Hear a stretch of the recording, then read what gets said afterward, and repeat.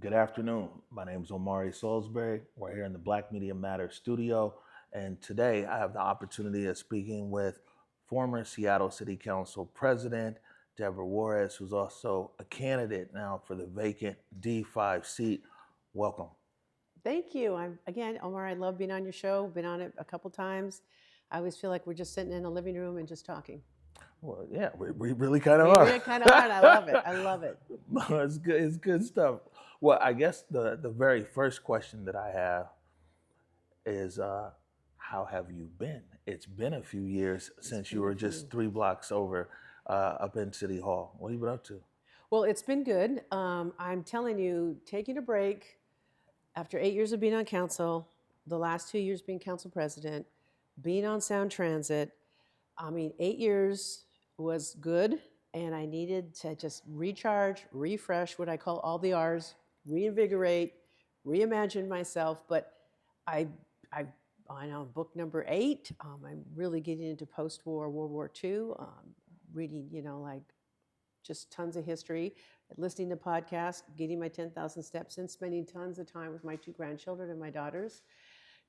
Went to California, went to Montana, spending time with my relatives, things that I couldn't really just do. And that this is what's nice about getting older is that I have more time and more money, and I can actually, and I don't care about certain things. When you're 30 or 40, I get it. But when you get to be my age, you're like, you know what? I'm good. I don't care. I'm going to do what I'm going to do. And I feel good. I actually feel really good. Well, I mean, you look good. Thank you.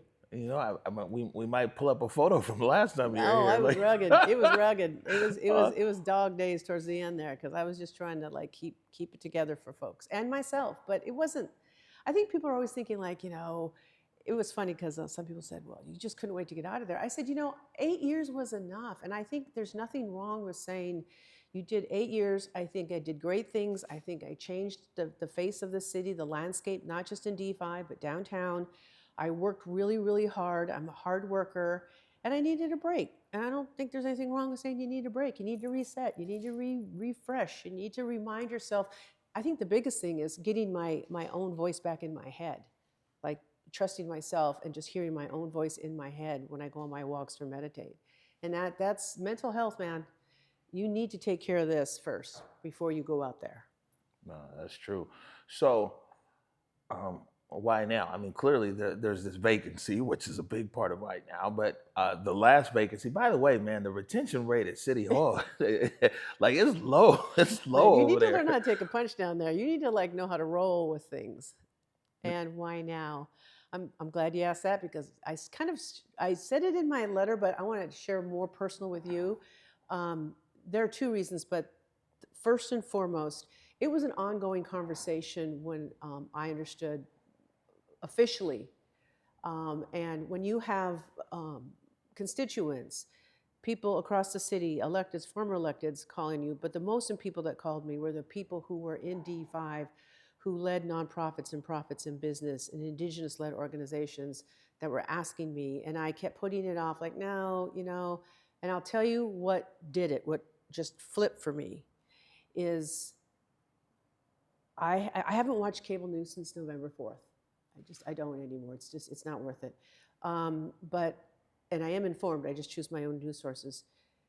What really did it is I start wading back into cable news. I had the TV on, and it's very.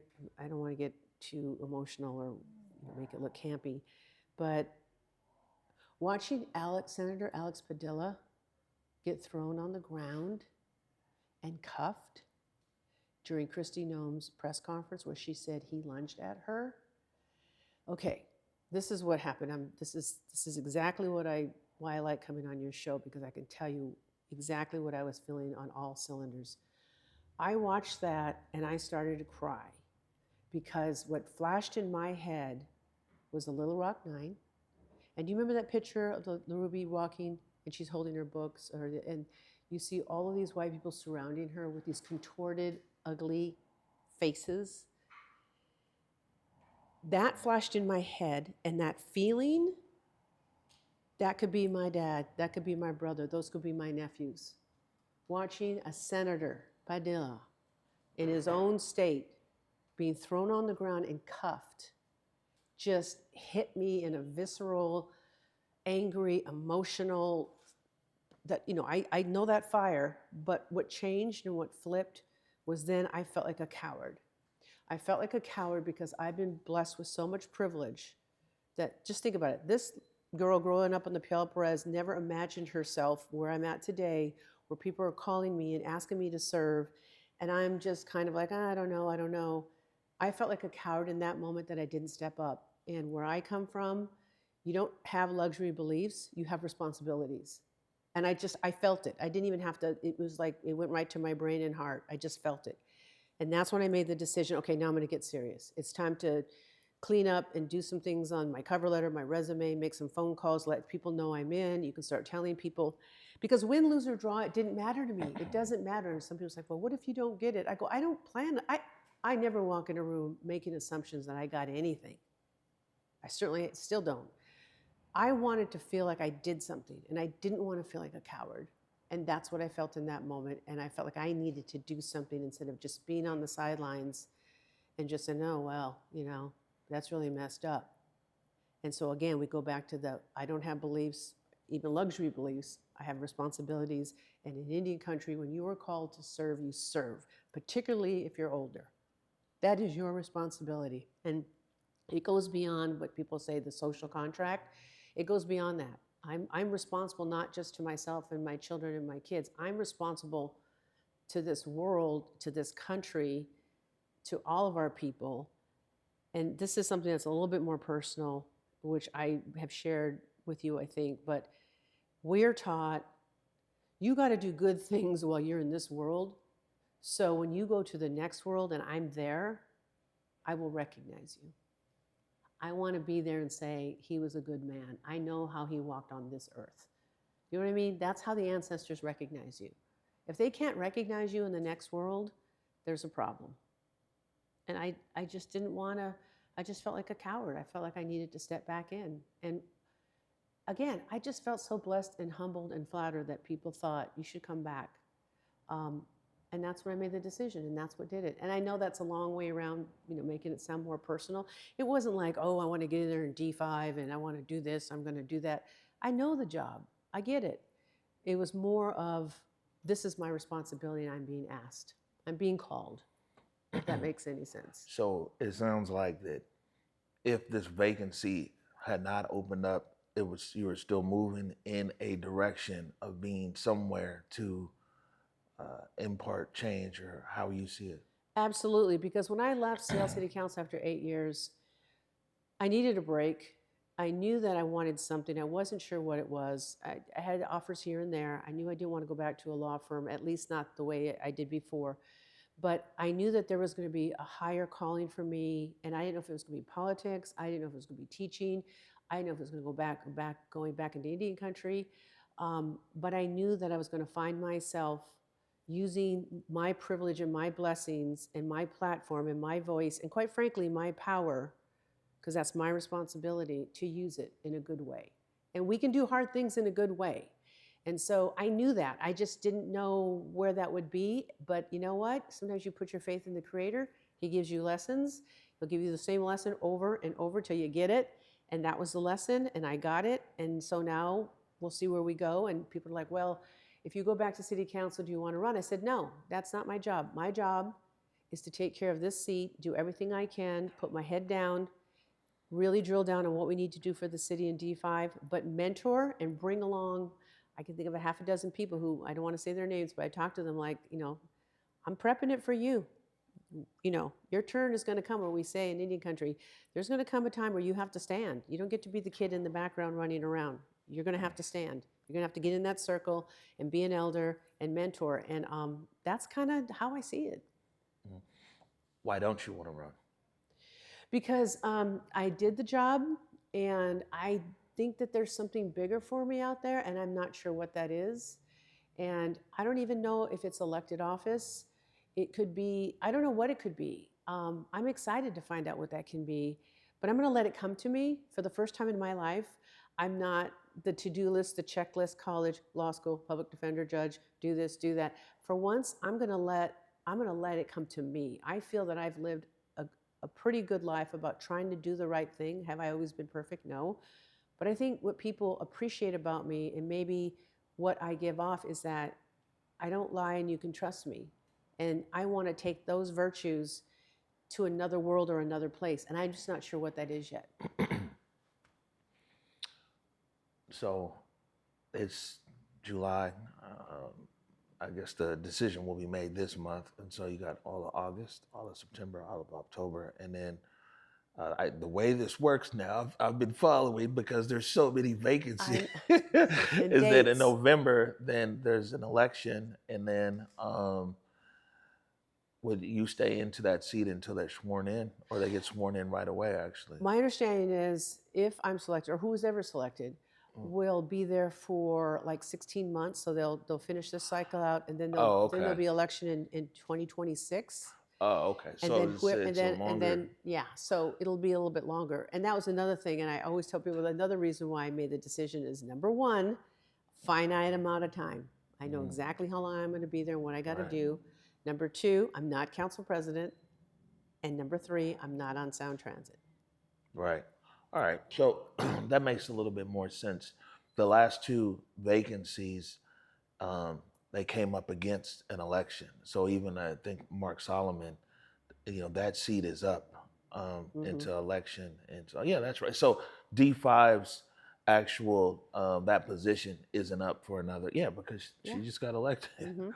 Oh, okay. So 16 months there.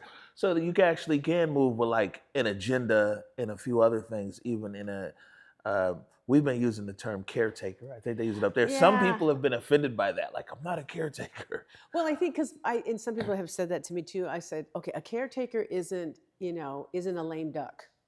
It's not keeping the seat warm. It's saying, I know the job, I can do it. You all know me. You know what I've done. I know, let's get into it. We got 16 months, 2 budget cycles, and a $240 million, I think, deficit. And we also know that we are in the headwinds of this administration, but we also have the tailwinds of people waking up and getting out there and wanting change. And I want to be a part of that. And so you can look at what you want to do in the district, which is the standard stuff that still needs to be there as a local politician. It's about housing, public safety, potholes, all the things that you're supposed to be doing. Yes, we're paying attention to global issues and national issues and regional issues, but what you actually do is a city council member in the legislative branch, as a legislator looking at policy, is working with the executive, of course, but trying to make sure that you're representing the city and making life better for people who live here. And for me, it's always been about economic mobility and education. Education is the equalizer. You give people access and opportunity, they will do it. You give people economic mobility where they can leave their zip code or come back to their zip code, they will take advantage of it. Those are the two things that drive me. How do you think, if you get selected, you're going to work with this current council? I think the only person who's still there when you were there was Strauss. Yeah, well, I know all of them. It isn't, I've talked to all of them. I know all of them. Some of them I've worked with, like council president I've worked with, Councilmember Strauss I've worked with. But I know all of them. I mean, because I helped, if you will, kind of anti-mentor to some of them. And one thing I've always appreciated, and I don't have a problem sharing this because I think the public should know, I never called, when former electeds would call me, sometimes it was a little annoying because they want you to do stuff, and I get it. I never, ever, ever called a council member, any of these, and said, this is my 2 cents. If they called me, I would give them the teachings and the learnings of what I know, or the history of what they were dealing with, and also just kind of being like an auntie, like talking them down the cliff. You don't have to do that. You got elected. You're a leader. You have to act like one. You have to model that behavior because this city is looking to you to be a leader. And that's just kind of common sense, but sometimes it's kind of like being in the eye of a tornado. When you're in it, you can't really see. You need people from the outside to tell you, right? So I can work with anybody, and I have, as you know, for 8 years. I worked with some very vocal, ideological folks that believe the world spins a certain way. All right, so getting down to the issues. Okay. Right. I mean, how do you see this city right now? What do you see as key issues and priorities citywide, of course, and then also there in your district, D5? Oh, Mari, that's such a big one. I think, of course. I can itemize them for you. No, if you I like. know. I'm sure you have. I think we all know the most obvious one: housing, Mhm. housing, homelessness. Mayor Murray declared war on. We're going to end homelessness in 10 years, and that's not going to happen. We'll continue to work on that. Public safety, because you and I have had these talks, especially after 2020. Connect the dots. When you're down 600 officers, you're going to have crime. And the people that get shot at, the people that get hurt are Black and brown babies. I'm just going to say it. It is. Again, there are some people that have the luxury of never having to call 911. And so those two things are important. And then you have your standard wonky stuff, like you have the comp plan, you have like the tree ordinance, and not to say those things are not important. You have the density, you have all these other issues that, quite frankly, face every city council ever since we've had city councils. You get the same issues, just different people and how we handle it, and whether or not there's good leadership in changing it and getting forward, moving forward. So, It's a budget shortfall. big one. Man, I don't know what happens with the. Well, actually, Go ahead, say it. Well, okay. So let's talk about this budget shortfall. Maybe you can also educate some of our audience members. It's like, man, how do we get in the hole like 240, 250 million, and like, what are reasonable ways to be able to navigate this shortfall? Like, how do you've been council 8 years? How do you like get this money back? Well, it's a number that gets put out there, and it's kind of a squishy number, and I'm not the mayor, so, the mayor sends down his budget, and then council decides, where to cut fat, what to put in. So that's how it works when it comes to what we call from the 7th floor to the 2nd floor. All governments have deficits, and you can't fund everything. Got that. Okay. 240, 250 million, whatever it is. Again, until you see the budget and but what happens a lot is, a lot of people want to use the same tools. They want to tax. Business gets upset. People say, well, we're going to streamline. We're going to use government more efficiently. Okay, then you start talking about austerity. Are we going to start laying people off? But one thing I think how we got here, and when you have the mayor on, I'm sure you can ask him. We didn't get the money generated from Jump Start that we got the first couple years. So we kind of it was first imposed, the Jumpstart tax, and then the numbers kind of just went down. And I'll be frank with you, we lost a lot of business and a lot of high income net worth people to tax because they all moved north, south, or the east side. Now, I'm not saying that I'm for, rich people having everything, but we have to have this. Seattle is the economic engine. I always make that joke. People don't come to Washington State to go to, I don't want to name a city because one time I named a city and they all got mad at me, but I'll say Tacoma because I was born and raised there on the res, so I'll say Tacoma. But this is the economic engine. And this is where we have innovation. This is where tech, this is where we have bright, brilliant people. We have beautiful, brilliant minds here. We have the University of Washington, we got Fred Hutch, we got the Gates, we got Paul Allen, we got all of these incredible assets on the ground. And so we got to take care of those good civic brothers and sisters that have been good to our city. And some people don't feel that way about Amazon. And so how do you plug a I don't know how we're going to plug that. I don't know how I don't till I see the budget and I see where it's going. So I'm going to tell you something, right? This is from the street level. Okay. The rent is too damn high. It is high. Okay? The rent is too damn high. And I mean, Seattle is so expensive. Just, man, take the housing part out of it, which we really can't because it's crazy.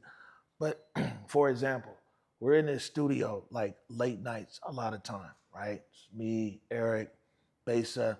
We used to get Uber Eats all the time because, you don't want to leave the studio when you're in the middle of an edit or this and that.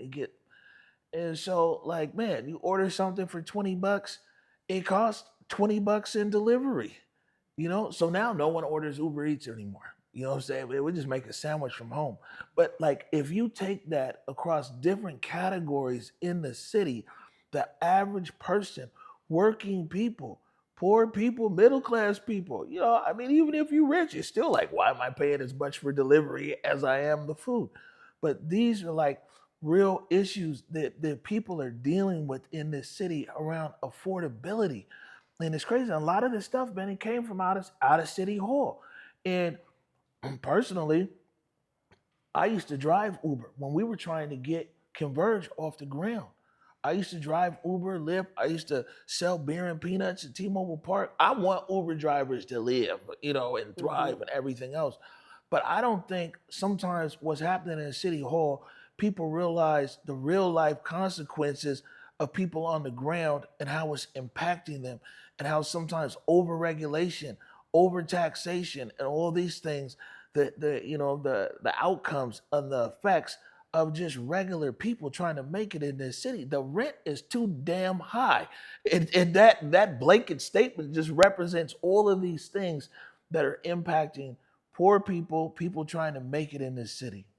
Well, let's go back to what you said about the rent too damn high. Absolutely.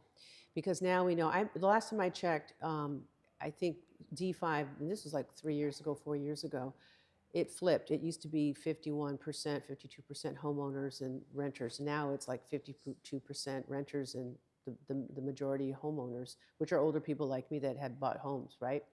So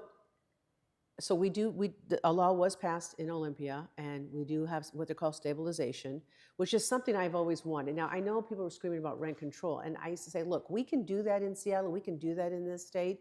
We don't have to follow New York or San Francisco, but there's something wrong with society when we say only rich people can live here, because that's what we're saying.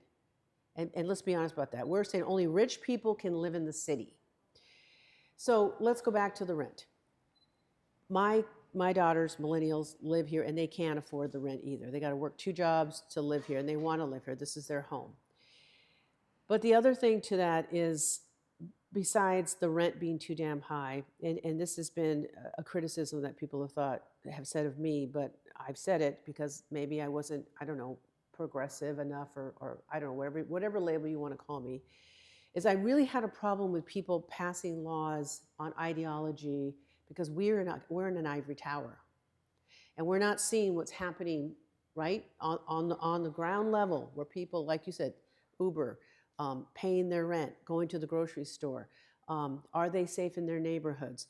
So yes, ideology is important, but ideology is just the beginning of the conversation. It has to transfer into policy and acts that actually make people's lives better. And trying to get certain people to just stay the course about what your job is. And if the job is, we need rents to be lowered, we need rent stabilization, we need diversity, and I mean diversity of incomes living in downtown Seattle, because that's what makes this city thrive. That's the beauty of this city. Then we're going to end up like Manhattan, where only rich people can live there.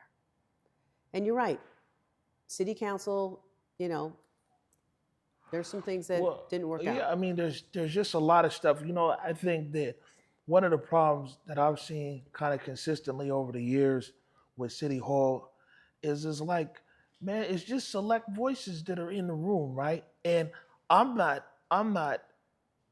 against anybody who's in the room, because that's what you're supposed to be. Like, man, whatever spectrum you're on. Although there is one guy that Nelson's always trying to kick out because he's coming with his side. I banned him He's all, many times. yeah, yeah, Yeah, So many times. maybe that guy, but like, people should have their things and they should be able to speak.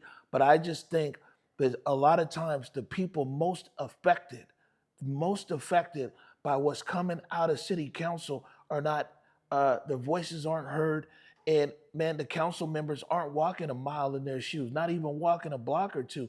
Now, there's other interest in this city. Things happen with city council, like they just rezone over here, just south of T-Mobile Park. Oh yeah. But I will say this: the port got lobbyists, they got lawyers, they got this and that. You know what I'm saying? They can fight the good fight and see what it makes. A lot of stuff that comes out of city council, like I said, it comes down to the street level, and man, and nobody, you get what I'm saying? It's like there's no advocacy there. And a lot of times the people who are most impacted by city council policies, man, they work in 2 or 3 jobs. It ain't like they don't care.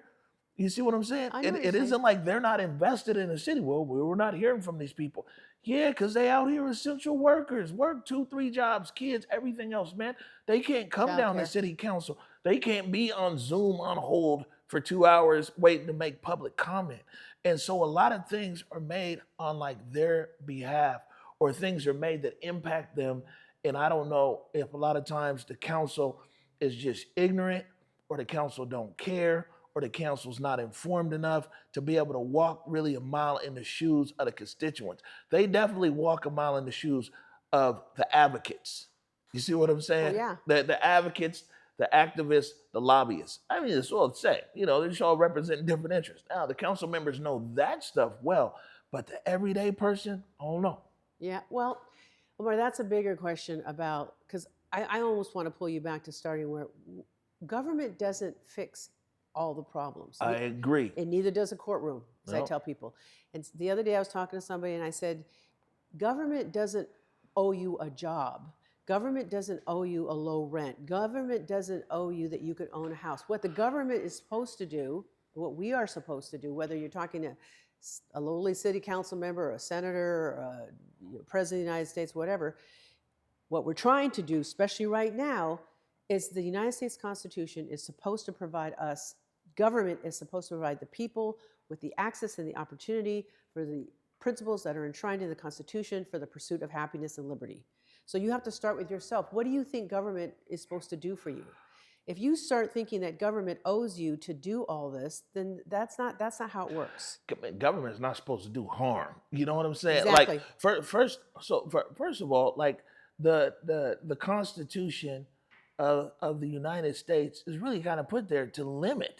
You know what I'm saying? What government here's going to outline and limit it, so you really can have prosperity. Like government isn't set up. It wasn't the idea, but wasn't that it's controlling every aspect of your life.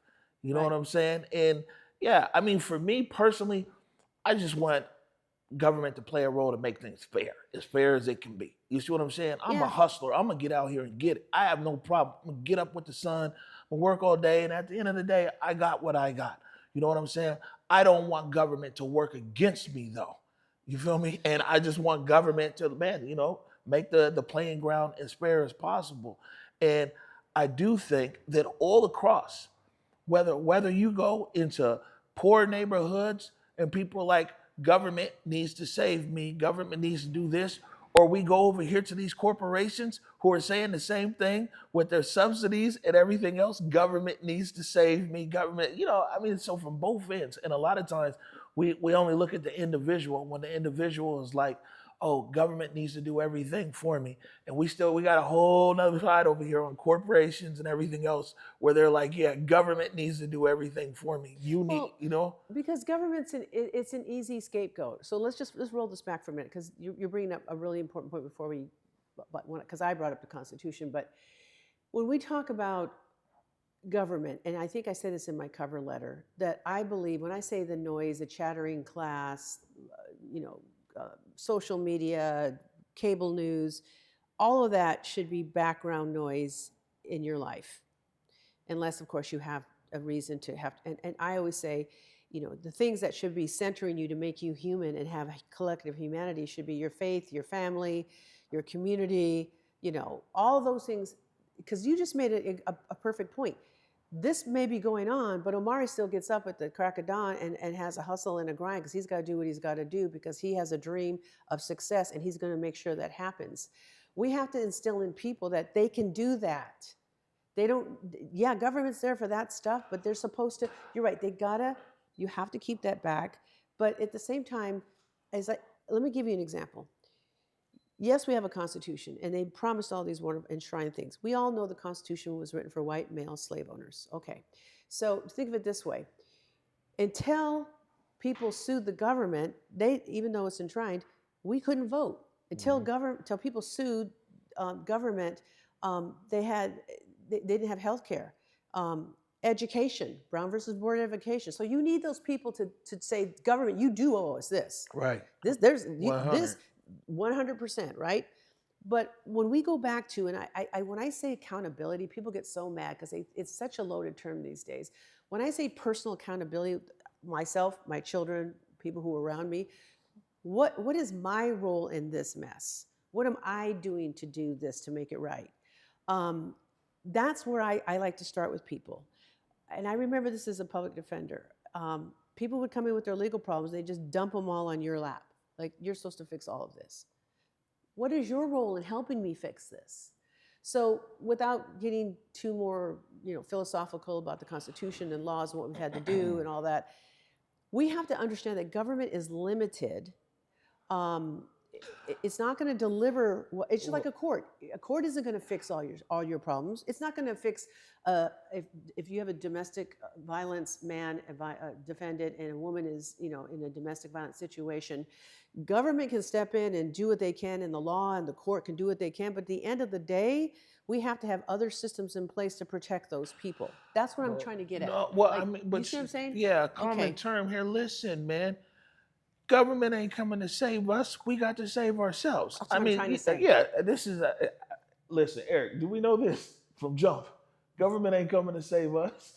Yeah, here no, to I make it mean, so better. don't be no fool. Like, we know the government is not going to come and save us, and for the fundamental things and changes that need to occur specifically in our community, a lot of those changes start with us Yes. and our community. Yes. And we see this, these are these are our kids, these are our neighbors. You know what I'm saying? It's up to us to support our businesses. It's up to us to advocate for these things and everything else.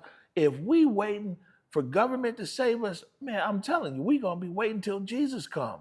I know. Because you know what I'm saying? It's not. It's like what we talked about before. Look what the tribes did. They said, you know what?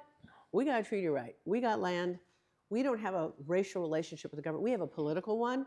We have treaties that predate the Constitution. We have treaties that predate statehood. Mm-hmm. We're going to build a damn casino, and we're going to do a golf course and a convention center. We're going to buy. I mean, we're going to do it for ourselves, and we had to look in and do that. We couldn't sit there and say, "Oh, the Bureau of Indian Affairs is going to come in and save us." We knew that wasn't going to happen. Good luck with that. Exactly, but see, we're getting back to this whole personal light inside and drive. And if you give people the opportunity and the access to tell them that they can do good and they can do well and they're worthy, I think young folks will do it. I think they will pick up the mantle and do it. Right? Yeah, knowing what's out there makes a big difference. Okay. Knowing, and I say that my mom and my dad and a lot of our aunties and uncles, they prepared us for a world that wasn't going to be fair. They prepared us for, it's like people, they wonder, it's like we witness all kinds of stuff.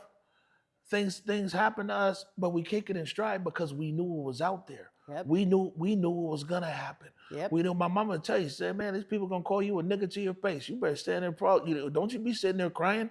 Don't you be whatever. It's out there.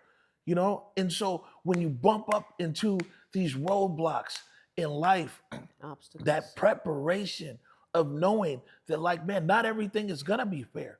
Not everything is gonna go your way. You're gonna come into people who are diametrically opposed to your existence. And, anyways, I feel blessed. You know what I'm saying? My mom, God bless her, you know what I'm saying? And my dad, he left us 2 years ago now. They really prepared us for a world that was out there. And that's something. And that's what we've learned that, Amran. I've had these talks. People say, well, adversity builds character. Yes, it does. It also teaches you, it's also very hurtful, but you learn to take a punch. You learn to get up. You also learn that, nobody hands you, like I said, the backpack with a map and a compass and a cell phone and a bunch of people telling you exactly how to get there and where the mountains are, where the river is, where you can get hurt. Nobody handed us that. Our parents prepared us to say, they're going to tell you to go left when you should go right. They're going to tell you don't belong here. They're going to tell you that, that mountain is as bad as you think, or you can't climb that mountain. So we already knew coming in the door what we had to do, right? Mm-hmm. And so that's the kind of like good stock and what you want to see in your children and young folk is like, just stop the chatter and the glare. Don't listen to that. Listen to me. Look at me. And that's where the whole auntie thing comes in. Look at me. You got this, because that's where aunties come in. I'm here to light the way. I'm here to tell you, this is where the planks on the bridge are weak. this is the woods that you're going to have to go through, and we're all going to be here. We are all going to be here for you. And I don't think I always marveled at some people on council. I shouldn't say marvel because I went to school and competed and went to college and law school. People like this that just couldn't take a punch, that just couldn't handle being screamed at or told. I'm like, this is nothing. I can handle this. I grew up on Portland Avenue, Tacoma, on the Perez. I got this. I'm not tripping. I can do this. But I was almost kind of envious that they just got so wigged out that people came at them. And I thought, oh, I know why. Because they've never had to deal with it. The world was made for them. They knew how it worked for them. Their parents didn't have to talk. They didn't have to prepare them. I would tell people, you can call me any filthy name. You can call me a dirty Indian. You can call me a squaw. You can say things about Mexicans. I grew up hearing that shit. Oh, excuse me. I grew up hearing that. That is the least of my worries. I have lived a charmed life because, like you, I got up every day and did the grind, and I wanted my kids and my relatives and everyone else, every Native American woman out there to see that, and man, that we can do this. And so it isn't about diversity or affirmative action or DEI. Man, we had to get in the grind, and I want to show them, and that goes back to what we were originally talking about. That's when I started feeling like a coward when I was stepping out. Like, how dare I come all this way, and people are saying, come back and help us. And I'm like, no, I don't think so. I'm sitting pretty good right now. I just didn't feel that. So getting back to what you were saying, if we start with that feeling and that belief that our children and our babies are more than worthy and they can do this, because you and I have something that a lot of people don't have. I've said this before. We have earned confidence. We earned confidence. We earned integrity. When we walked in a room, we had to prove to people we were smart. Other people, based on their race and gender, can walk in a room and people already make assumptions that is the yardstick of intelligence, and that's what it looks like. I don't look like that. Neither do you. But the world has changed just in my years. It's gotten better in the sense of, I can be that. And we were laughing about, I know you saw I'm calling it my decolonized indigenous storytelling resume, because I said, you know what? I'm just going to put down what I've done. Here it all is. I don't need a template or a format from Microsoft or look at other. This is who I am. This is what I've done. I've done these things. I can point at brick and mortar and say, people go into this building for community, for education, for healthcare. I can point at a building and say, I did that with the help of others, not by myself. But if I can do that, I can do it again. And I think one thing is me being a little salty. Imagine what I could have done if I did all the stuff that you've seen in my indigenous decolonized storytelling resume. Imagine what I could have done if I didn't have to deal with some of the other stuff. Like, I should not get death and rape threats for doing my job. I should not have people come to my house and threaten to hurt me and my daughters. I shouldn't have to go to City Hall and have people lean over the banister and flip me off and call me filthy names because the North End wants a police station. I shouldn't be harassed in the misogyny because I voted no against a street vacation. That's where, that's where my street smarts and the way I was raised, like, okay, I got this. Should I have to put up with that? No. Did I? Yes. Is it a perfect world? It will happen again? I don't know. But I'm not tripping. I got this. I got this. Oh, if anything, Seattle is more polarized now. And you'll find that in the media. You'll find that, all across this city is very, very polarized. It's moving even faster. Yeah, but you're talking about the media I know you're into social media, right? Really, not so much. Okay. We distribute stuff. You don't really see me in conversations on social media because and so you bring up a good point. The media here is very polarizing. Yes. Because when you here's something. This is really interesting. There's a few different things that are popping in. We talk about this all the time here. That we'll see something on a newscast here, or maybe a journalist in their social media, and the sense of urgency that the house is burning down. Every single thing single day. The house is burning down, and like we really come from a neighborhood where the house really be burning down. And so that's why, and a lot of times people are like, man, what are you gonna say about this? What are you say about this? I'm like, man, calm down. Because a lot of that is media hype, it's clickbait, is, oh, let me get these watches and and views. Because what we say here is just like there's hundreds of thousands of people in this city that are unbothered. I mean, and if you really flip these issues on its head, because you'll get different media outlets, whether it's to the left or to the right, and they'll have you thinking that 700, 800,000 people in this city are like, oh, man, when a lot of this stuff was happening, no matter how you felt about up there on Capitol Hill, when the preacher was there in Cal Anderson Park, and then there was a protest down here and everything else, man. For us, we're monitoring like the news. You know what I'm saying? We're like, oh, well, what's going on? This, and that. And we were shooting that whole time throughout the city. We're working on like this mini documentary. So we're in the South End, we're in the Central District, we're out there in D5 by Northgate and everything. And we be telling people, man, you see the news? Did you see this and that? They're like, what? No. You know what I'm saying? Hundreds of thousands of people in this city are unbothered by a lot of things that happen here, and that can also be a challenge though, because that's also why voter Right. turnout is low and all these other things are low. But I only bring that point up that if you do only listen to media in this city, you'll really be thinking that hundreds of thousands of people are like, oh, hey, this and that. And that's why I don't. Yeah. I am not on any social media platforms. But I will tell you this, social media doesn't have a soul. No, of course not. Instagram, And it's TikTok, undefeated. all of that craziness.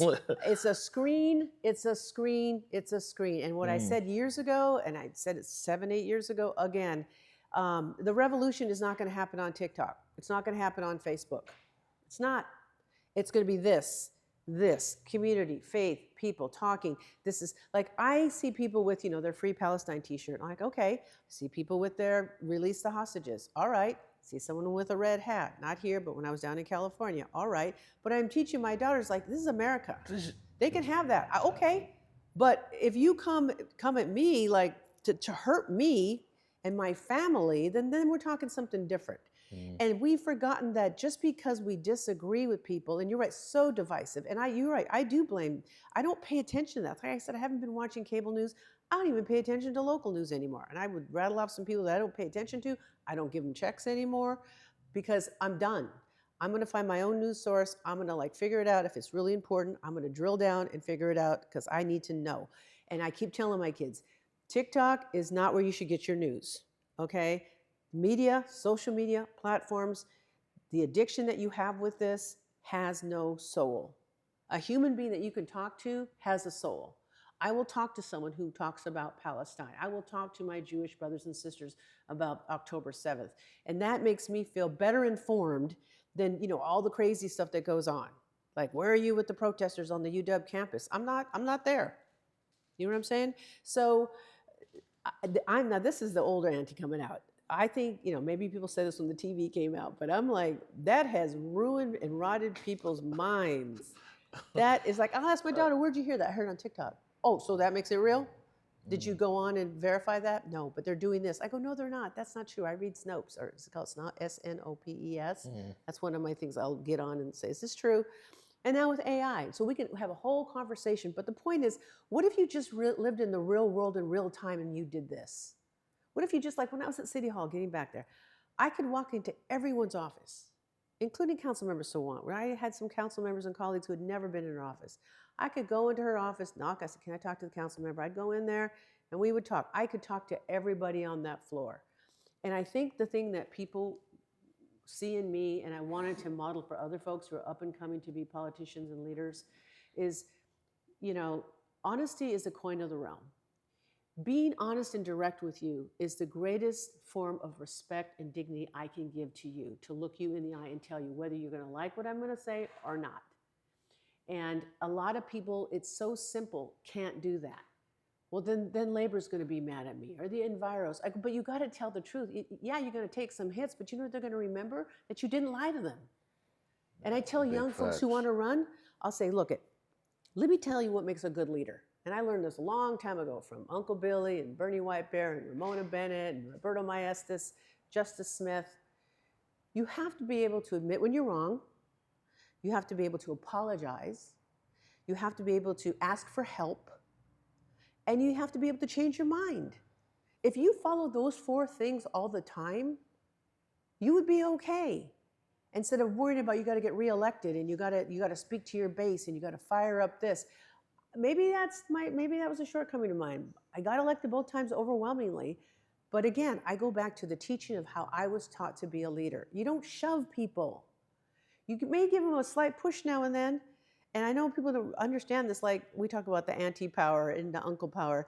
Justice Smith would give me the best advice, C.C. Smith.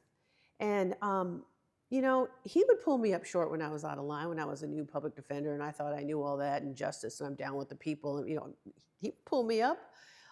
There was a lot of leaders that told me, no, you're out of line. No, you may not like the person, but you will respect the office. You may not like that, but you will respect the robe. Some people don't have the luxury you have, Deborah. This person's a U.S. attorney. They can't do what you do because that's their job. And I really learned it under Governor Locke and Lowry when I worked for them and we were doing Indian gaming compacts. And this is what's wonderful about coming from a community that knows you, is the tribes never asked me to do anything they know I couldn't do because they understood my job. But more importantly, they trusted me that I wasn't gonna lie to them. I wasn't gonna lie to them. Why? Because I would see them at powwows, funerals, canoe journeys. I see these people. Yeah, no, that's real. We're always talking about we never get to go home, because it's like when we leave here, we're just, man, we see you on Union, we see you on 23rd, we see them on this and that. Yeah, at and the our, gas station, yeah, the KFC, our the community Walgreens. will tell us too. They'll tell us. And I'm sure you heard this because, we grew up with a lot of white sayings. Like I could never understand bee in a bonnet and burr under the saddle, but we grew up with those, right? But I was always like confused when people like, I have to see these people. I can't be this invisible person that's at City Hall making laws and not be accountable to not just constituents, but everybody, not just D5, but across the city about why I voted a certain way. I have to be accountable for that. And and if you're telling the truth, then you don't have to remember the lie, right? Because you told the truth. A lot of people didn't like what I did. And when I voted not to defund the police and people were angry with me, and as you know, that's a whole nother show. I paid for that vote, but I stood by that vote because I knew who was going to get hurt if we didn't have police officers. And we've talked, and you've been one to call me. And people probably think that, you and I agreed on everything. No, we didn't. I got calls from you. I got calls from a lot of folks. And I listened because I needed my own education and for my own mind, my own soul, to hear the pain in people's voices of what they were feeling after George Floyd. And by the way, George Floyd, there was many, many, many people before George Floyd. Genocide, Jim Crow, you name it, massacres of our people. So I'm not saying that we're immune to that kind of pain or we're inoculated from it, but I needed to hear it in real time in the 21st century. What does it sound like? Not in a book, not online, not reading, not from a lawyer's perspective. I needed to hear that. I need to restore my soul about what people sound like when they're in pain. And that's one thing you and I have talked about is I've always tried to just do my best. When I have made a mistake, I've been able to apologize. I've been able to admit when I was wrong. I've been able to go back, and if I need to make amends, make those amends. And yes, could I be a hard ass sometimes? Yes. But I'm always laughing when I read stuff about, which I normally don't, but people will tell me, and sometimes I see how people like to characterize me as left or right or unpredictable. No, I'm just Deborah. And when you start slapping labels on people, they're so dangerous. If you start telling a child that they can't read or they're slow or there's something, that's what's going to be in their head, right? And when you do that to adults and you slap labels on a politician, you're setting expectations that they're going to mirror and do what you say. They're not. They're not. But it's your job as a citizen to talk to folks, to keep getting out there, whether it's public comment, your letter, and having your show. And that's why you have Black Media and Converge, because you needed to be that voice and not let other outlets speak for you in your community, right? Yeah. Good, bad, or ugly, right? This is real. It's something like a lot of people, even though it happened in real time, a lot of people don't remember this. I'm not going to talk about the protests because that's the whole thing. Yeah, it's a whole nother show. But one thing I want to say about politicians and the protests, right? So we were out there on the Western Barricade, and that was 11th and Pine, Oh yeah, Western West, barricade West around Precinct. around the precinct. And a lot of the conversation during the day was like, man, where are the elected officials? They need to see this. So I got on the live stream and said, man, whether you are an elected dog catcher or you're the governor of this state, you know what I'm saying? People want to see you here to bear witness so you can see for yourself what's happening. There's a lot of people who, I mean, at that point, the June 1st was when the tear gas first Yep. came out. So, and a lot of times people think the protesters got tear gas. No, one of the most highly densely populated neighborhoods in Seattle got tear gassed. And so when you talk to people who were just in their apartment with their kids and Yep. this and that, and they're like, where are the elected officials? And it was an honest call. It was a call out on the street, man. If you're elected at any level, if you're in leadership at any level, bear witness. Not even ideology. Oh, it's this. I'm with the protesters. I'm with the police. Just come bear witness. And what's crazy is some politicians showed up. But then when it came to election season, instead of them being like, you know what, a call went out as an elected official and I came to bear witness to what was happening here. We saw quite a few politicians be like, well, what one person, I won't say their name, you know what I'm saying? One person told the Seattle Times like, well, Omari did this, that, or whatever, tried to contort the whole thing. This was just a call. Man, you need to see what's happening in your city, whether you're Republican, Democrat, whatever, in the middle, all of that. But it was just so crazy to me. It goes back to when you say just telling the truth, right? Because if someone was just to say a call went out for electeds to bear witness, I answered the call of constituents in my city. It's one sentence with a period on Okay, it. but let's But go a back lot to of people, they when it comes to I remember re-election, when they you ran called. with it. But this is It's one thing weird. that where you and I we kind of had different opinions, and I'm going to pull the older than you rank. But when you say bear witness, I understand what you're saying in the sense of the visceral, physically be down there, feel the danger, see what's going on. But a lot of politicians, bear witness meant a photo op. It meant performative politics. It meant taking pictures of themselves like they're at Coachella and putting it on their social media. That's where I was getting angry. You know what I'm saying? That's where I was like, that ain't bearing witness. That's what you're going to use in your re-election campaign or whatever. Well, that's a whole nother story about what that meant. So I was like, I've taken over buildings. We took over Daybreak Star. I took over Cascadia, which is now Puyallup. I get it. I know what it's like to be the panic and the running and getting over fences. And I thought when I went to college, I thought everyone took over stuff. Apparently they didn't. I was with a bunch of young women in a dorm that didn't even know. It doesn't even matter. But the point was, I had done all that stuff, and I honest to God felt like my presence there, because I already had a platform on TV all the time in downtown Seattle, that I had a platform where I felt I could do better in talking about what was going on, because some folks, I think that's where some real performative politics were born. So this is what I'm saying, right? It's just like, I mean, that's like somebody like my mom. My mom's not gonna come. She did make it down to one day. She came through there out of like the 40 days. But like, there's the whole point, I guess. What I'm getting at is that when these things were brought back up, when people were running for office and everything, instead of just telling the truth and being like, hey man, you know what? There was a call for people to come out and I came out, period. You know what I'm saying? Is that like, it get all twisted up and everything. I mean, it was just wild. And it just goes back to the point of what you were saying. It's just like, man, if you tell the truth, you just tell the truth. Like, hey man, you know what? Omari asked for people to come out on behalf of the people he talked to. I came out. Yeah. But that wasn't what's community. I don't know, man. City hall politics. Well, what do you? Okay, let's go back to that. You keep saying this, and I mean, you and I've had long talks about this, and I've had long talks with other. I'm going to put you in the category with a lot of civil rights leaders, a lot of people who speak the truth and get frustrated with government. What is a good politician to you? What would that mean? Because they can't wave a magic wand and create housing. You know what a good politician is?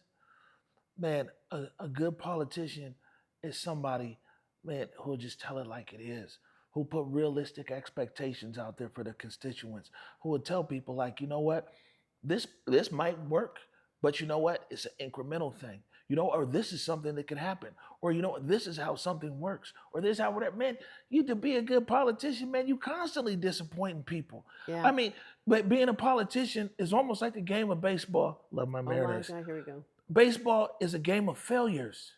And imagine if 3 out of 10 times you hit the ball, you'll go to the Hall of Fame. It's a game of failures, but it's an honest game of failures. And you know, the ball's pitched, either you're gonna hit it, you know what I'm saying? You're gonna walk. But imagine if 3 out of 10 times you might end up in the Hall of Fame. It's like being a politician. And if people realize that, like, man, you know what? These 10 pitchers right here, I'm not gonna be able to hit a grand slam every time, or all 10 pitches or everything else. But people sit there and lie. And they say, oh, or they set it up in a way. What we saw years ago is what people were trying to set up, either legislation or policies or this and that they knew wasn't going to work, or they knew couldn't Exactly. happen, and everything else. And they get people in the city all riled up and everything else. And it was just all performance. All a good politician has to do is be realistic and tell the truth, and realize that this is, man, that it's very much, like I said, like baseball. They're like, man, I'm not gonna hit all 10 pitches Okay. unless you're Cal So Raleigh. I'm gonna stop you with the baseball, but let me just say this. Two things that you raised that, you know, I've said this before. I used to hear white people chant, and Stu, what do we want? We want it now. And I'm like, you ain't gonna get it now. I don't know what world you grew up in, but we want it. We want it now. You ain't gonna get it now. It takes time. It takes work. Okay. And then I also tell people, it's like we are still working for a cure on cancer. Do we have a cure for cancer yet? No. Do we stop trying? No. So it's not going to happen overnight. Just because you chanted, what do we want? We want it now. Why haven't we cured cancer yet? I don't know, but we're still trying because we're human beings and we don't give up on life and each other. But when we talk about, when people think raising expectations, that's where the ideology, and that was after 8 years, I got tired of people saying, okay, well, I asked for 30 million in the budget for X. And I'm thinking to this person and telling this person, you know, you are not getting 30 million in the budget for X. But now you can go back and tell your base, well, I asked, and the council said no. So it's a sleight of hand. And you're right, that's not telling the truth. And the expectations are, you've got to tell people with the expectations what you can do this cycle, what you can't do, but also accountability and deliverables. Because it's the city's money, it's the city's treasury, it's the people's treasury at the end of the day. Yeah. And so just because you ask and question a group, any group, about what have you done? We handed you $20 million. We handed you $10 million. You know, you don't get to sit back and say, well, you know, you can, as a politician or anybody, you should be able to ask those questions without being called a racist or misogynistic or anti-immigrant or whatever label they want to call you, because you're asking a legitimate question when you're looking at a balance sheet or a spreadsheet and saying, we gave you this amount of money, you've had 4 years, you haven't done it. Why? Why can't we ask that question? We ask that of ourselves, right? And so that's the kind of stuff where I would just like this double speak, you know, I would just get really just exhausted with that. Like, you know, I know why you're doing this. It's performative. And also what drove me crazy is I don't like it when politicians use, now they're calling us BIPOCs, I guess, when they use people of color as props. They don't care about us, but when they want something, then all of a sudden they're like, and we have immigrants and BIPOCs and LGBTQ. And I'm like, where did these, all of a sudden you care about that? You're not getting an Olympic-sized pool. That ain't happening in your district. I'm sorry. It's not happening. That's the kind of stuff that I got tired of. Like, if people knew when I was council president how much stuff I kept out of, I'm not a headline-making politician. I never had one press conference as council president. I sent out press releases if I had to. If our comms woman came and said, okay, council member, you have to say, if it was my thing, like missing murdered, climate pledge, the storm training center, the waterfront, the lawsuits we had, getting our second light rail station, working with, the NHL. If that was something that had my name on it, then I was going to speak. No one's going to speak for me. But all that other stuff was just chatter. It was just trying to keep your base fed and telling them things that aren't going to happen. And when they don't, then you're telling them it didn't happen, and these are the people you need to hate and not endorse and let them run. And that's what I got tired of. All I right, got tired of that. So you ready for that again? You know why I'm You're ready? literally signing up for You it. know why I'm ready for it again? Because now I walked in there 8 years ago when I first ran, like, coming here, I've done all these things. I'm going to go in there. I'm going to, I wanted to wait till my kids were out of high school before I ran for office. And it opened up an opportunity. And I kind of walked in like a lot of people, I was going to do this, I was going to do that. And I thought everybody talked. We talked to each other. I learned really quick, like in the first couple months, people shut their door, they don't talk to each other. So I walked in there thinking the job was something. And I'll tell you, when it really turned for me, two things happened. May of 16, when we did the street vacation vote, and men were on talk radio calling us the most filthy names, sending emails, threatening to kill and rape us, put our head in the oven, and we were on the Samantha Bee show. And then the second wake-up call was when we were trying to do the police station, which had been approved 11 times by some other people that were still on council that voted yes, and all of a sudden, in August of 2016, it was block the bunker, no. And I saw what happened, what they did to people like me. So I'm not, good, bad, or ugly, that's when there were two major turning points for me. Were like, this is not what I thought, but I'll be damned if I'm going to step away from it. I'm going to learn, and I'm going to stay here because this is how I was raised, and I don't have to agree with everybody, and we can move on to the next thing. But getting back into it, the difference is, as my mother used to say, I'm not smarter than all these people. I've just lived longer. And I can navigate this stuff, which is, I don't know if that's a good thing or not. Maybe I should share that with my therapist. I don't think it's a good thing, but maybe you can brag about it. I can deal with adversity. I can deal with that. I'm not tripping. I don't go home and like, so-and-so was mean to me, so-and-so hollered. I've been through the fire more than once. And I just needed a break. And so when they said, hey, can you just step in for 16 months and, just do A, B, and C and get us through this? And these weren't elected yet. I mean, there were some electeds, but mainly it was community people. Like, we need you back in there, Debora. That's what did it. And of course, June 12th with Senator Alex Padilla. Do we have breaks, Eric? Okay, cool. We're gonna take a quick commercial break. We gotta pay bills around here. We're gonna take a quick commercial break, and when we come back, we're gonna talk about this decolonized Native resume. Storytelling. We'll be right back. Listen up, Puget Sound. This is a call to action to my fellow Black business owners. It's your girl, Vasa Gordon, and I know times out there are tough, especially for our restaurants. Dude, I already know you're feeling the weight. But let me be clear, we're not just going to stand by and watch our community struggle, okay? Here at Back to Vasa and Converge Media, we know Black businesses are the heartbeat of our community. We bring the culture, the flavor, and the soul, and we need you to keep thriving. So that's why we're opening our platforms to you. Whether it's telling your story, shining a light on your challenges, grabbing resources for you to know about. Dude, we even want to help bring more customers through your doors. Now, if you're a restaurant owner trying to keep those lights on, a new business, fighting to make your mark, dude, whatever your story is, we want to hear and help. In order to make that happen, we need for you to head on over to whereweconverge.com/support Black business and let us know what's happening. Let Back to Vasa and Converge Media amplify your voice and help drive traffic to your business. Now, I don't want you to wait, okay? We really are here to help uplift our Black businesses across the Puget Sound. So again, in order to make this happen, we need for you to head on over to whereweconverge.com/support Black business. Let us know what's going on. That way, we can all rise together. All right, welcome back. And as you saw right there, our Support Black Business campaign is still going strong. It's going strong. This was a campaign that was only supposed to last like 1 month back in January. There were so many small Black businesses across Puget Sound that were struggling and closing their doors. And we were like, well, what can we do?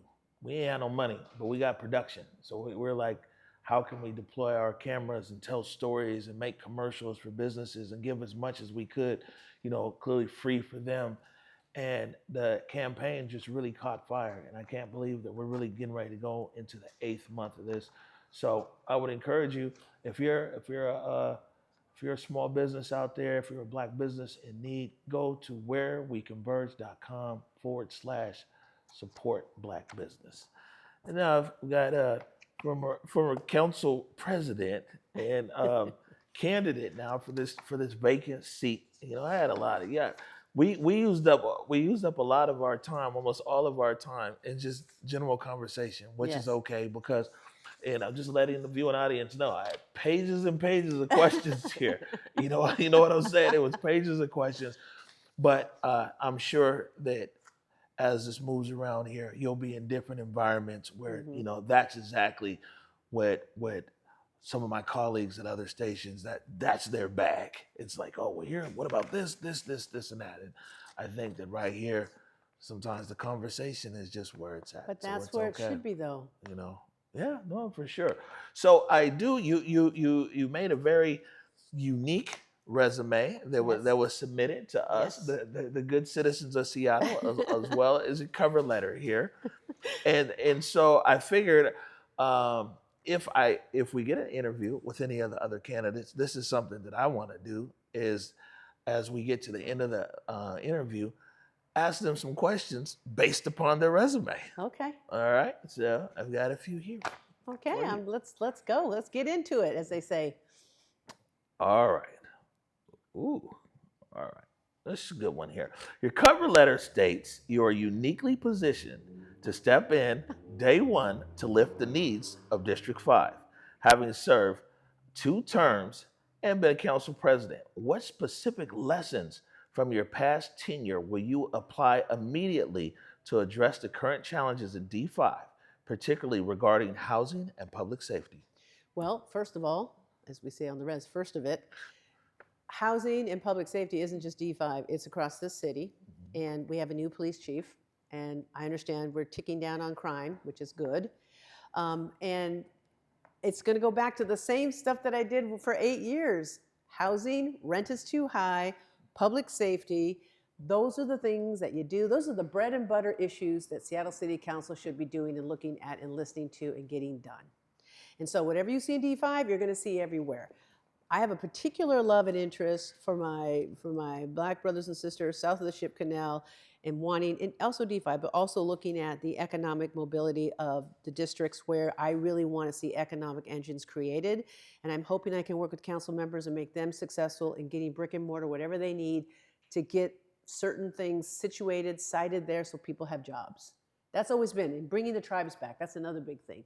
We had the tribes all lined up. They were ready to do business. 2020 happened. Then they said, no way, it's a dumpster fire, even though people do land acknowledgements. So I got them teed up to say, hey, let's take another look. Let's take another look. Okay. But let's do one thing before we go any further. So I want you to know that what's in your hand is what I've been calling, and my daughters made fun of me, my decolonized, indigenous storytelling resume/CV. I decided I'm going to do it my way. I'm just going to take a page out of somebody's book that we know and just say, I'm just going to do it my way. Because this is how I speak. This is how I talk. This is who I am. Yeah, no, I got you. All right. You chaired the committee to redevelop the Climate Pledge Arena, it's called Climate Pledge now, without taxpayer dollars and help bring the Kraken Community Iceplex to District 5. How do you plan to replicate this model of public-private partnership in economic development in D5 and across the city? Well, I only have 15 or 16 months, but what a good politician has is good relationships. And a lot of that I got done, including our second light rail at 130th, those were relationships.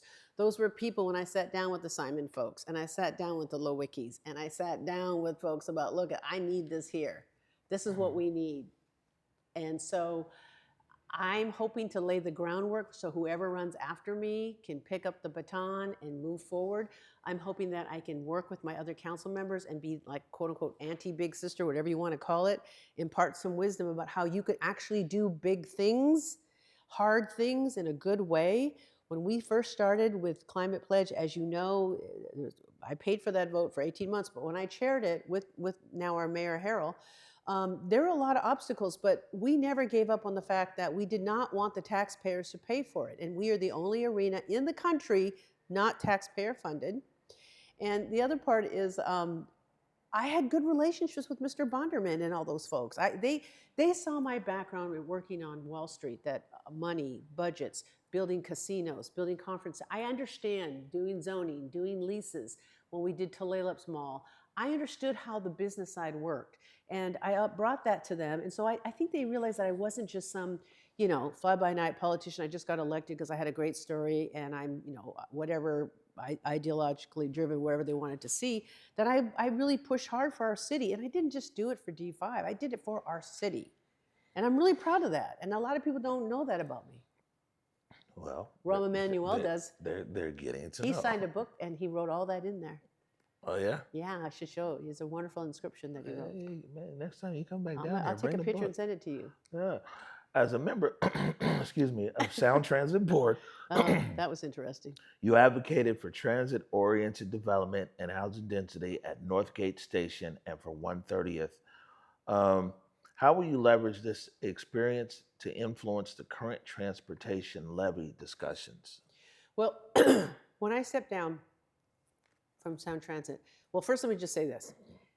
I was surprised that they asked me to be on Sound Transit because I was a pain in the butt to them because they were trying to take the 130th off the board. And I'm like, that's not going to happen. No. We worked too hard for Northgate and 130th. You made a promise. Long story short, a lot of F-bombs thrown with Mr. Rogoff. We got to be good friends.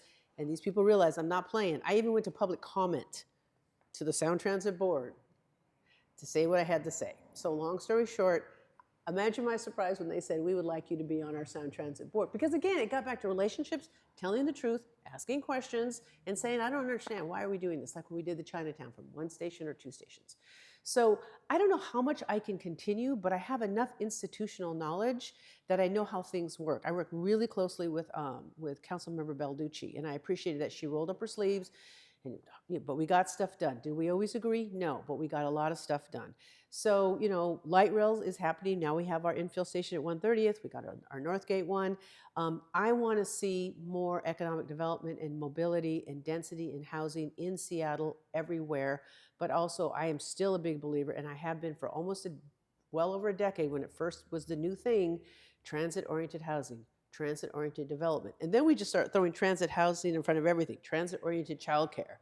And that's what I did. I said, worked with the Simon folks. And we used to go around and around. And some of them were not nice. But the point is, I remember telling one of the developers in a sarcastic way, but I had enough. I said, in this town, in this city, there's a jar this big for developer tears. Nobody cares that you're losing 300 parking spots. I'm telling you right now, you're in Indiana. I don't know where your home office is. But this is Seattle, okay? We're not San Francisco, we're not Minneapolis, we're not Portland. I'm telling you as a person who lives here and governs here, this is Seattle. Nobody cares about your 300 spaces. They don't. And I got to be good friends with the people that own the mall. Relationships, again. Nah. Did I get everything I wanted? No. But did I get what I thought we needed? Absolutely. I hear you on the relationships. Yeah. I mean, that's probably one of our biggest assets. Yeah. So you crafted a first of its kind legislation dedicated to addressing the crisis of murdered and missing Indigenous women and girls. How do you plan to build upon this critical work to further support Indigenous communities and address systemic inequalities within Seattle public safety and social services? Okay, well, there's 2 things first. First of all, I was involved in the missing murder before I was elected because we always knew it was an issue. I want to give huge props to all my Native sisters, particularly Abigail Echohawk at Seattle Indian Health Board, and all the other Native women and all the Native women leaders and all the mothers, and especially in Yakima and here, because Seattle had the highest number of missing murdered Indigenous women and girls. So I also want to give props to Mayor Harrell, who was council president at the time, who pushed the ordinance, and that's the first time Bruce has ever cried on the dais. I remember if you go back and watch the tape, Bruce actually cries. Room is packed, almost all Native women. But what we did, which I'm so proud of, is I worked with our senators and Portland and DC looked at our legislation, and so did the state, and they pretty much copied what we did, but they made it better, and they funded it. And I think my job is done in the sense of, as a legislator, I took an issue that was near and dear to my heart, where people, and I brought it to the right people in relationships, got people to understand it, why they should care, got the legislation passed, got the ordinance, funded also the Indigenous Advisory Council, got it done. But the most important thing was the relationships, because people had known me for decades and knew that if I'm going to step up to an issue like this, it means something, and I plan on doing something with it. I'm not going to use it as a hashtag or performative when I run for re-election. So going back to Washington, D.C., big shout out to Senator Murray and Senator Cantwell, and Deb Holland, who was back there, Deborah Parker, who also was part of the missing murder, Teresa Shelton, both of them were on the Tulalip Tribal Council.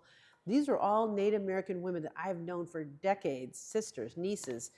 And I was proud that I could actually point at something that came from my community that I was concerned about, where you were talking about earlier, that government could fix it. Are we gonna, fix it in the sense of shine the spotlight? It's not a podcast, it's not a hashtag, it's not an Instagram picture, it's real life people where our people go missing, our women go missing, and no one goes looking for them. Remember that one girl that went missing, Gabby, whatever? And my God, you would think we have women like that missing all the time, and girls. When we found out, it was a good feeling to be part of the communication, or around this and everything in our studio, and we're still here to be supportive around the missing and murdered. But I remember when I heard, and people were like, Seattle is the number one place. I remember you told me that. You said, I can't believe Seattle, this statistic. Yeah, and I ended up following it up, and I talked to quite a few. The names escape me at the moment, but there's somebody in the state legislature. And Deb Lekanoff. Yep. I did an interview, and and everything else, because I was like, man, this is, because we got the talk too. She talked about the talk. Yeah. Yeah. This was just, it was mind blowing. And so that one really stands out to me. Your resume highlights, my fault, your decolonized Indigenous storytelling resume. Okay. Your resume highlights your work with the Seattle Indian Health Board and North Helpline to establish a medical clinic co-located with low-income housing and food bank in Lake City. How would you expand this integrated service model to other neighborhoods to address the interconnected challenges of health, housing, and food insecurity? Okay, well, let me say this. I tried to do more with some of my other colleagues to do more, and that deal got done because Esther Lucero, CEO of Seattle Health Board, Kelly Brown at North Helpline, dear friend forever, I invited them, and Elizabeth Dahl from Aurora Commons. They came to my house, and I said, this is what we're going to do. Esther said, exactly. Can we open up a clinic in that building? Because I knew it was the McDermott house, and I knew that, again, because I lived there, relationships, I knew that clinic was just sitting there. And Kelly called me. I said, can I talk to Esther? She said, yeah. They just came to my house, and after we had a great lunch, and I'll just say it, we had a glass of wine, we got it done. We made the deal. And you know what? Did you see me do a press conference or a press release or go on and on? No, we just got it done. Their lawyers talked to their lawyers. We opened up the clinic. Same thing with that second food bank on Bitter Lake. Kelly said, we need a second food bank. I think we got a building. I did what I did. I got on TV, and we had a mutual friend of ours was an anonymous donor to help raise money, and Mayor Murray came through, and then Mayor Durkin came through as well. And that's the kind of stuff where I try to replicate a lot of that with my colleagues. And I'm just going to say this.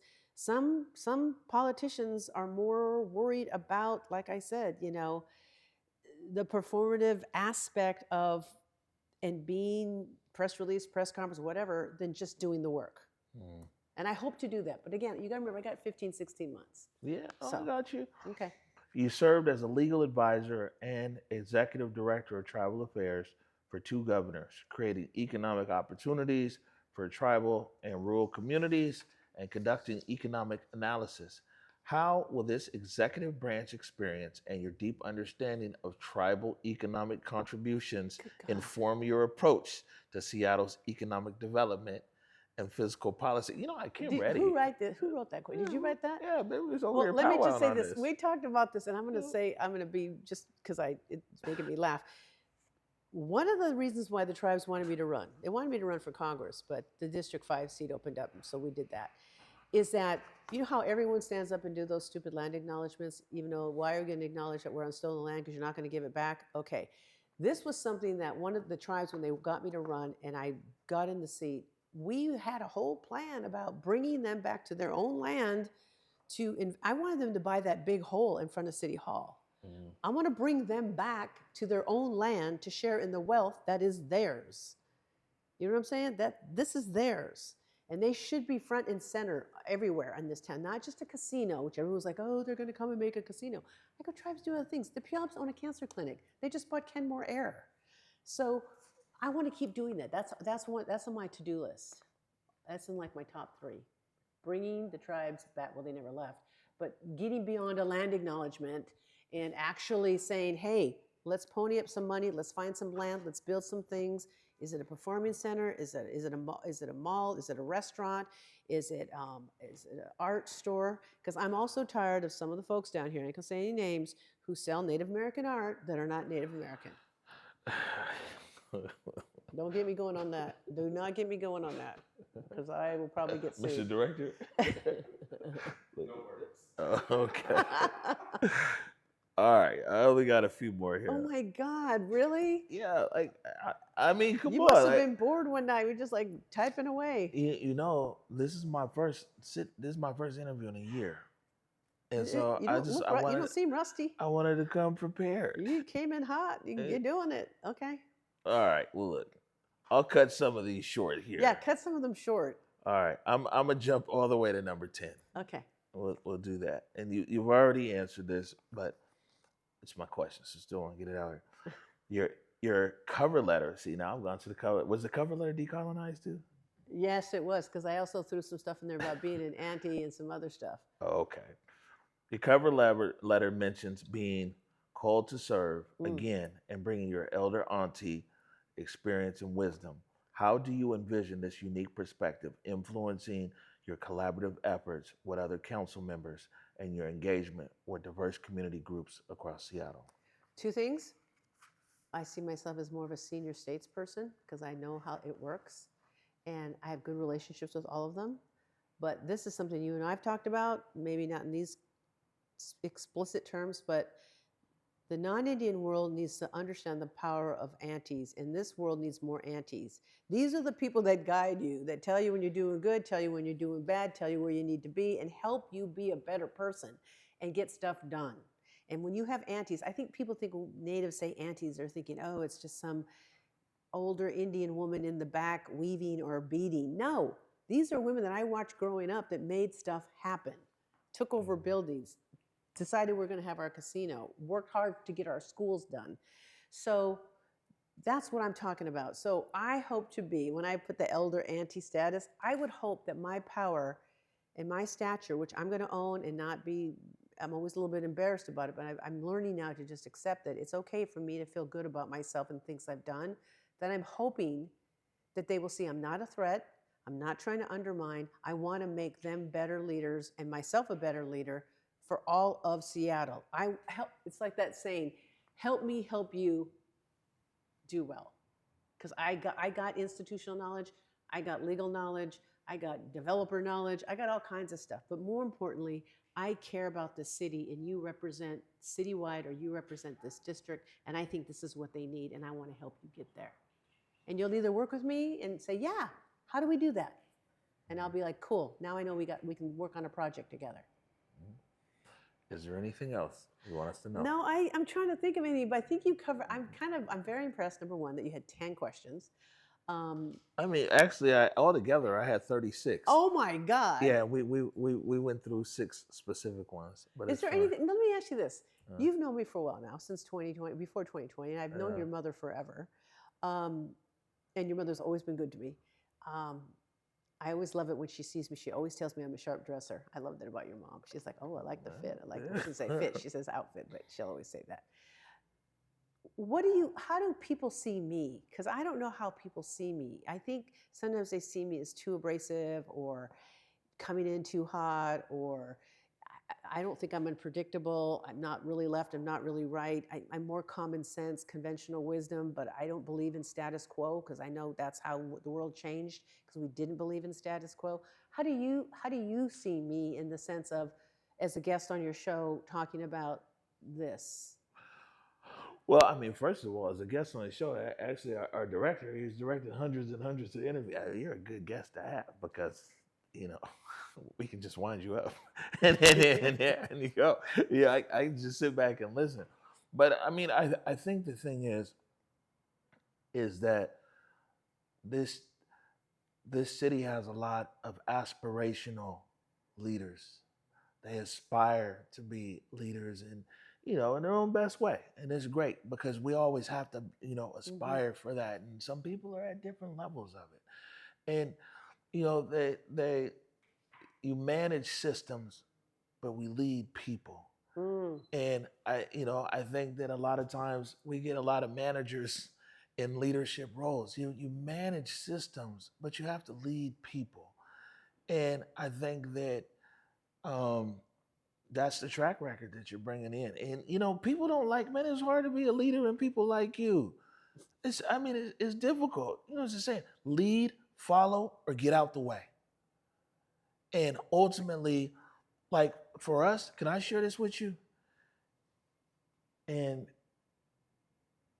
like for Converge and for me personally, a lot of guys now, big things are happening for them, like based on her TV show and Triana winning an Emmy. But man, I still just make stuff for my mom and dad. I make stuff for the Central District. The whole city and the state now on national TV, they get to benefit from something that's all it is. That's where our compass is at. Is like, but before my dad passed away, I just want to make things every day to make my parents proud. You see what I'm saying? There's nothing that ever came out on this platform that my parents ain't see, that our neighborhood didn't see. Because I know that that's who I'm true to who I am, is to our neighbors and to our aunties and to Big Mama and them. You know what I'm saying? To the people in our neighborhood. And to be able to lead and to be in these spotlights and all these shiny things around, but to still stay focused on to who you are and who you deliver for. You know what I'm saying? And so my approval, I feel sorry for some other media and journalists and everything else because they have to get mainstream approval. They have to get a whole city or whatever behind them. All I gotta be is like, will my mama be proud of this? Will my dad be proud of this? And so every day, that's our threshold. And it's amazing how like we got stuff all over the country, all over the world, and Alaska Airlines jets and everything. But all we're doing is just making stuff for our neighborhood. And I only say that to say that a good leader never forgets. A good leader never forgets who they're serving. Even though the city of Seattle and a wider audience benefit from the service of the Central District, we're in service of our community. And I think that when you talk about who you serve and not forgetting who you serve, and we get bombarded all kinds of different directions and people try to get us going different directions, but we've stayed center. yeah, In our ninth year now, yeah, we've stayed center on just trying to make our aunties and uncles and Big Mama and them proud. yeah. And I think with leadership in the political space, it's identifying that these are my people and I got to go fight for them no matter what. Right. And two things. First of all, thank you on that. That's a very personal note from you. I know, especially when you lost your father and who your mother is.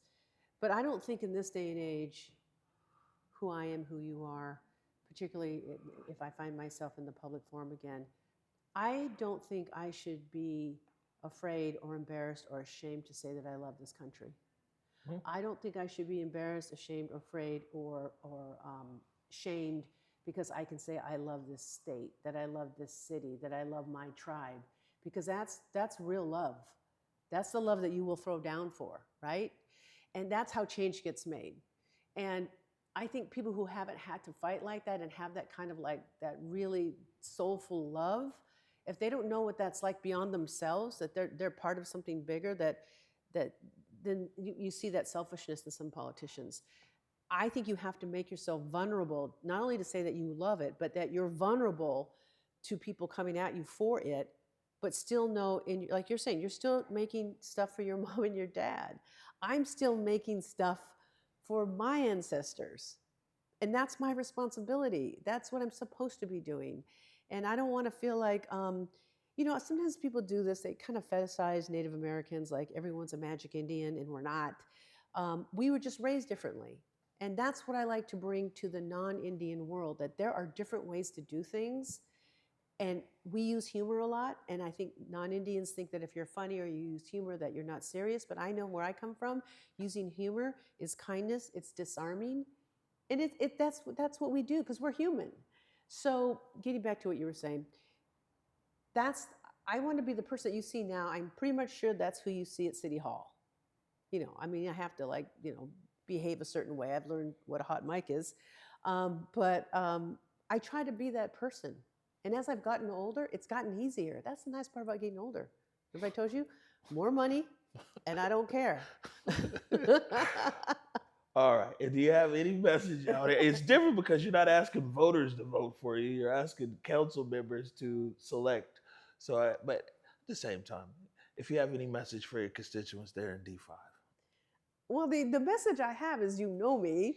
I'm excited. I'm ready to come back. It isn't like I went to go live in a cave for 16, 18 months. But again, going back, I feel like I can do more now citywide and for D5 because, number one, I'm not the council president. Like I said, I'm not on Sound Transit, and because that took up a ton amount of time. And also, it's a finite amount of time, and I really, really, really want to mentor and see some really good people who've already spoken to me that they want to run for that seat for 4 years. And I hope that I have offered some wisdom where they can emulate some of what I've done about what D5 is about, what the city is about.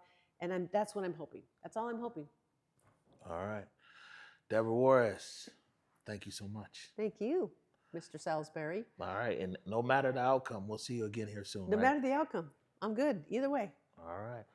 All right, everybody. Thank you for tuning in. It was a long year. People are comfortable here in our studio. I can't lie. I think Susan was actually here the last time we did an interview. It was like an hour and a half. But man, appreciate you tuning in. Make sure, and visit our website, whereweconverge.com. Also across all social platforms at WWC Converge. And until next time, peace.